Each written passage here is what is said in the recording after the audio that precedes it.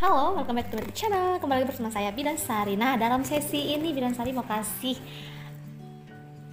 informasi mengenai sesuatu yang bermanfaat lagi, yang pastinya ibu juga sudah sering dengar, yaitu manfaat posyandu. Nah, ibu sering nggak ke posyandu? Nah, biasanya jadwalnya itu dibuat sekali sebulan, setiap per dusun dibagi-bagi jadwalnya, tanggalnya. Nah, ibu tahu nggak sih, ibu datang setiap bulan itu ngapain sih ke situ? Nah, ibu harus tahu manfaat itu yang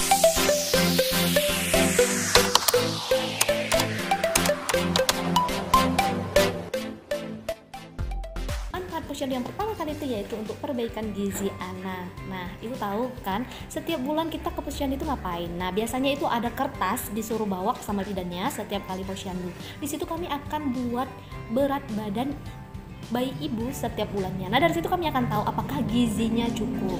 Nah, kadang ada apakah gizinya cukup, apakah gizinya kurang, atau bahkan berlebih, itu kami tahu. Nah, nanti kami berikan kepada ibu, loh ini kekurangan, ini cukup ya, ini kelebihan. Nah, apa ibu tahu apakah kalau misalnya anakku lahap, anakku gendut, anakku sehat? Nah, belum tentu. Nanti kita akan hitung dari berat badannya normal apa enggak, ataukah bahkan berlebihan.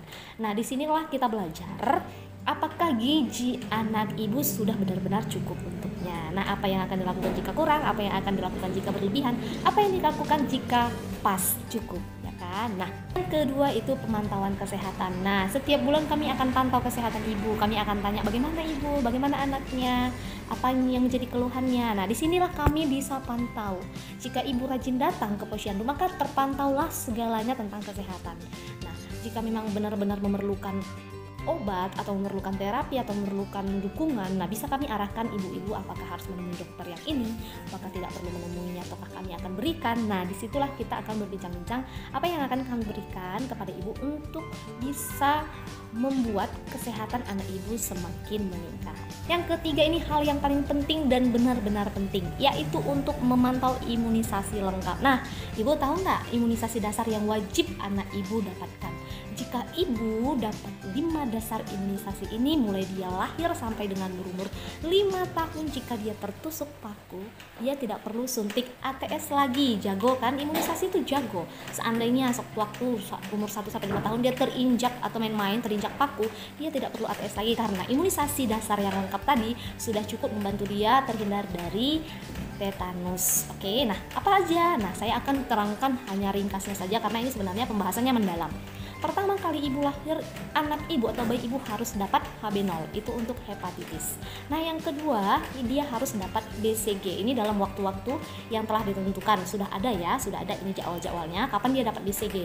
Nah, ini untuk TBC anak. Nah, yang ketiga itu DPT atau difteri. Nah, yang keempat itu polio ya. Nah, anak-anak yang kurang bisa berjalan atau maaf katanya agak kurang sempurna jalannya, nah bisa jadi dia kekurangan polio. Nah, yang kelima ini campak.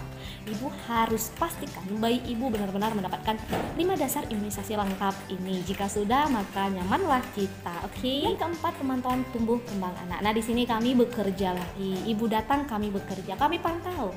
Ibu anaknya sudah bisa merangkak, ibu anaknya sudah bisa berjalan, ibu anaknya sudah bisa berbicara. Di sini kami pantau lagi perkembangannya sudah sejauh mana. Biasanya usia segini dia sudah bisa berbicara, usia segini dia sudah bisa berjalan, usia segini dia sudah bisa merangkak, bisa duduk. Nah, di sini juga kami kerja untuk memantau itu. Kalau ibu rajin datang, maka terpantaulah semua tumbuh kembang anak, sehingga jika yang lambat mungkin kami akan berikan vitamin atau memberikan arahan bagaimana supaya keterlambatan itu bisa tertutupi. Oke, benar-benar bermanfaat ya posyandu yang dibuat untuk kita. Yang kelima itu pencegahan dan penanggulangan diare. Nah, ibu tahu nggak, usia anak kita yang 5 tahunan ini itu rentan terkena diare ya. Wajar, kenapa? Di saat anak kita tumbuh kembangnya mencapai merangkak ataupun dia belajar berjalan, mau duduk. Nah, segala yang dijumpai, segala yang didapat dia masukkan ke mulut. Oke.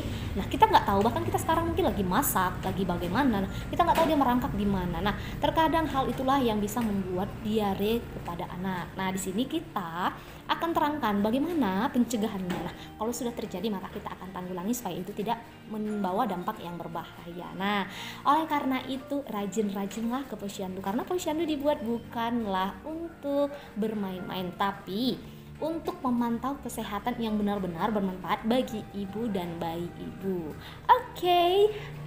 Oleh karena itu, ayo kita semua beramai-ramai posyandu. Pasti jadwalnya sudah ditentukan dong, sekali sebulan tanggal berapa, jam berapa. Maka datanglah tepat waktu sehingga bidannya bisa memantau kesehatan dengan baik. Oke, thank you for watching. Jangan lupa untuk dukung selalu channel ini. Bye bye.